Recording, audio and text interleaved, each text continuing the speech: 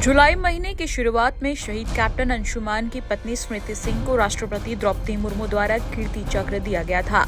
इसके बाद से सोशल मीडिया पर स्मृति सिंह को लेकर कई तरह के विवाद सामने आ रहे हैं। उनके सास ससुर उन पर कई तरह के इल्जाम लगाते नजर आए, जहां उनके बारे में बताया गया कि वो ससुराल से सब कुछ लेकर मायके चली गई हैं और वो जल्द ही ऑस्ट्रेलिया शिफ्ट होने वाली हैं। जिसके बाद स्मृति सिंह के खिलाफ सोशल मीडिया पर ट्रोलिंग शुरू हो गई। अब इस बीच स्मृति सिंह को लेकर नया विवाद खड़ा हो गया है, जहां उनकी तुलना लोग किसी सोशल मीडिया इन्फ्लुएंसर से करने लगे, उन्हें कोसना और गालियां देना शुरू कर दिया। बता दें, जिस महिला से स्मृति की तुलना की जा रही है वो इंस्टाग्राम पर एक फेमस इन्फ्लुएंसर हैं, जिनका नाम रेशमा सेबेस्टियन है। लोगों ने बिना सोचे समझे उन्हें कैप्टन अंशुमान की विधवा समझकर इंटरनेट पर बुरी तरह ट्रोल कर दिया। कई इंटरनेट यूजर्स ने गलती से सेबेस्टियन को स्मृति सिंह समझ लिया। कई लोगों ने कहा कि उनके चेहरे और हेयर स्टाइल एक जैसे लगते हैं। बता दें कि रेशमा 4 साल की बच्ची की मां है और जर्मनी में रहती हैं। रेशमा को सोशल नेटवर्किंग प्लेटफॉर्म पर उनके फैशन वीडियो और तस्वीरों के लिए उत्पीड़न सहना पड़ा। सेबेस्टियन ने अपनी इंस्टाग्राम स्टोरी पर एक स्क्रीनशॉट भी शेयर किया, जिसमें एक व्यक्ति फेसबुक पर पोस्ट में उन्हें सेना अधिकारी की पत्नी बताकर मजाक उड़ा रहा था। उन्होंने लिखा, ये बेतुका है।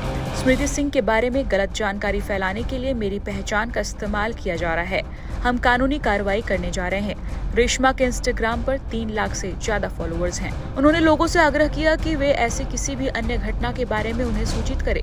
रेशमा सेबेस्टियन ने अपने इंस्टाग्राम फीड पर एक पोस्ट शेयर की और कैप्शन में लिखा, एक सीमा होती है। ये स्मृति सिंह, भारतीय सेना के सैनिक कैप्टन अंशुमान सिंह की विधवा का पेज IG अकाउंट नहीं है। पहले प्रोफाइल डिटेल और बायो पढ़ें।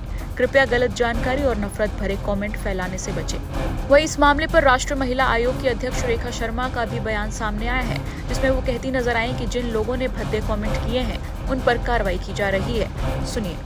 FIR तो हो गया है उस व्यक्ति के अगेंस्ट। इनफैक्ट बहुत सारे लोग उसके बाद भी ट्वीट करते जा रहे हैं और मेरे पास तो काफी सारे ट्वीट्स हैं। अब हम उन सब के अगेंस्ट कार्रवाई कर रहे हैं। जिसके अगेंस्ट पहले FIR हुआ है वो शायद अभी पता चल रहा है कि पाकिस्तान से है। तो अगर वो पाकिस्तान से है तो 2 कंट्रीज के बीच की बात होगी। मैं बहुत स्ट्रिक्ट हूँ, मैं खुद आर्मी ऑफिसर की वाइफ हूँ। मुझे पता है कि कैसे सहा जाता है, कैसे आर्मी वाइफ सहती है अलग रहकर, और उसके अगेंस्ट अगर इस तरह की बातें होंगी तो I will not take it lightly.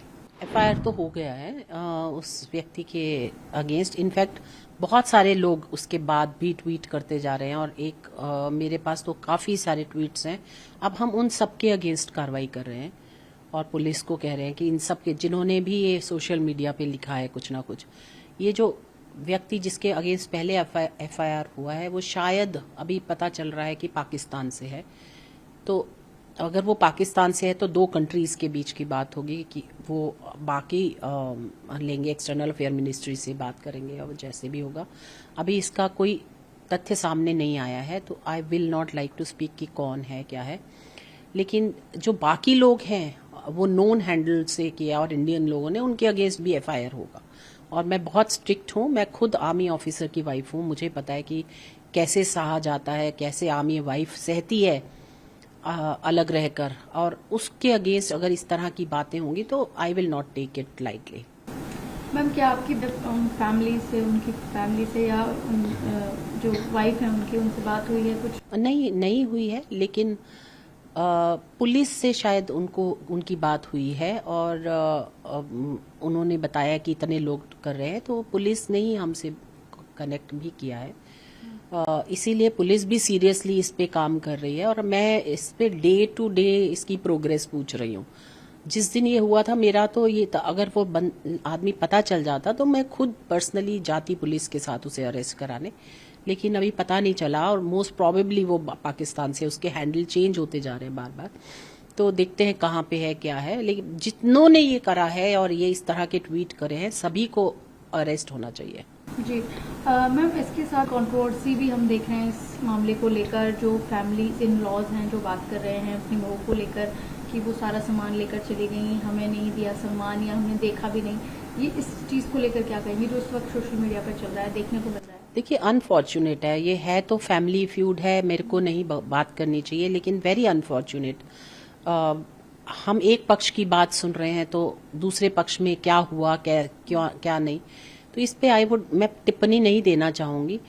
फिर भी मुझे लगता है कि फैमिलीज को भी रिस्ट्रेन इस टाइम रखना चाहिए, क्योंकि वो लड़की ने भी बहुत सहा है और दोनों तरफ की मैं फैमिलीज को कहूँगी रिस्ट्रेन रखें। और मेरे ख्याल से जो डॉटर इन लॉ है उन्होंने तो बात नहीं किया मीडिया में, लेकिन इन लॉज से भी रिक्वेस्ट है कि मीडिया में इस तरह की बातें ना करें। उसने पूरी जिंदगी जीनी है अभी। बता दें कैप्टन अंशुमान हाल ही में सियाचिन में आग की घटना के दौरान साथी सैनिकों को बचाते हुए शहीद हो गए थे। उनकी बहादुरी के लिए राष्ट्रपति द्रौपदी मुर्मू द्वारा मरणोपरांत दूसरे सबसे बड़े वीरता पुरस्कार कीर्ति चक्र से सम्मानित किया गया था। स्मृति द्वारा कीर्ति चक्र सम्मान ग्रहण करने के बाद उनके सास ससुर खुश नजर नहीं आए। उन्होंने बहू स्मृति पर इल्जाम भी लगाया कि अपने बेटे का सम्मान छूने तक का मौका नहीं मिला और रिश्ता भी धीरे धीरे तोड़ने लग गई। देखिए हमारी बहू कह रही कि अगले दिन यानी 4 अगस्त को ही सुबह यहाँ से हमारे घर से चली गई थी, जब हम लोग अभी देवरिया थे, और वो जाते समय नोएडा से जिस फ्लैट में रहती थी हमारी बेटी के साथ अपना सारा सामान पैक करके ले गई, और मेरे बेटे की जो भी बिलोंगिंग्स थी, टाई, बेल्ट, जूते, उसको एक झोले में पैक करके वो चली गई, जो कि बड़ा उन्होंने एक ह्यूमिलिएट किया। मैं ये सब नहीं कहना चाहता था। उसके बाद यहाँ पे जिस दिन वो जा रही थी 26 मद्रास रेजिमेंट से बंदा लेके आया था सामान, उन्होंने एक बार देखा भी नहीं, तो हमने सोचा चलिए कोई बात नहीं, उनको थोड़ी तकलीफ रही होगी। लेकिन जब मेरी बेटी पहुंची और देखी कि ऐसे सामान एक झोले में पैक है, बाकी सब कुछ वहाँ से वो अपने 3-4 सूटकेस में 5 घंटे रही थी नोएडा में, लेकर के 4 घंटे करीब लेके गई थी, तो हमें लगा कि चलो कोई बात नहीं। तो वो ये कहती रही कि हम थोड़ा स्टेबल हो जाएंगे तो ये करेंगे, लेकिन वो 10 दिन बाद ही किसी स्कूल में पढ़ाने चली गई थी। और उसके बाद इसी स्टेबल होते होते जब उन्होंने धीरे धीरे हमारे से रिश्ते तोड़ने शुरू कर दिए, यानी एक जो सिम था जो मेरे पुत्र के नाम पे था, और उससे उनकी माता, उनकी बहन, उनके भाई, उनकी पत्नी सब लोग पोस्टपेड सिम यूज़ कर रहे थे, और प्राइम सिम एयरटेल का उन्हीं का था। उन्होंने उस सिम से सबको एलिमिनेट किया और सबको पोस्टपेड से प्रीपेड में कर दिया था, और उसमें से सबको निकाल करके ख़त्म कर दिया था। एक एटीएम जो इनकी माताजी के पास था, उन्होंने उसको 8 अगस्त को ही, 8 अगस्त या 9 अगस्त को लगभग 4:37 पे ब्लॉक कर दिया था उस नंबर से। मेरे बेटे का जीमेल अकाउंट भी उन्होंने बंद कर दिया। ये चीज़ें जब धीरे धीरे जाती रही, उन्होंने धीरे धीरे बात करना भी बंद कर दिया।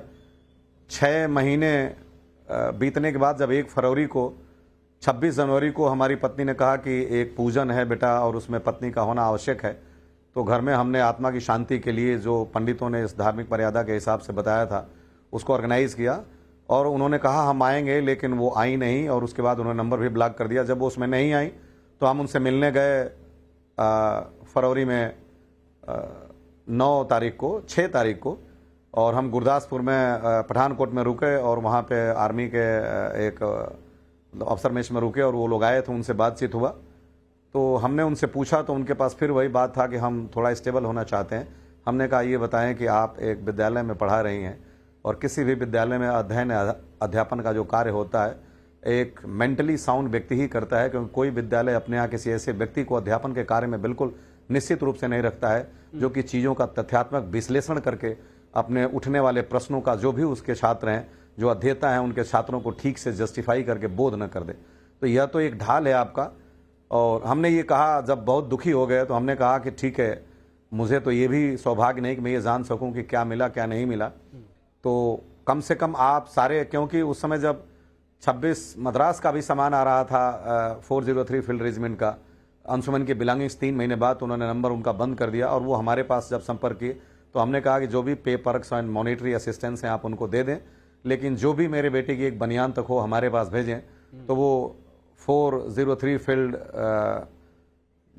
एम्बुलेंस जो होता है फील्ड रेजिमेंट उसका मेडिकल का, उन्होंने इसको हमारे पास भेजा था 4 महीने बाद, और वो बंदा हमको दे करके गया था। तब हमने ये उनसे रखी कि अगर आप बहादुर तो किसी व्यक्ति को उसकी परवरिश, उसके माँ बाप और उसके मित्र और उसके गुरु बनाते हैं, तो ये सम्मान आप माता को ग्रहण करने दें, और बाकी सारे पैसे आप ले जाएं, हमें बिल्कुल पैसे नहीं चाहिए कुछ भी।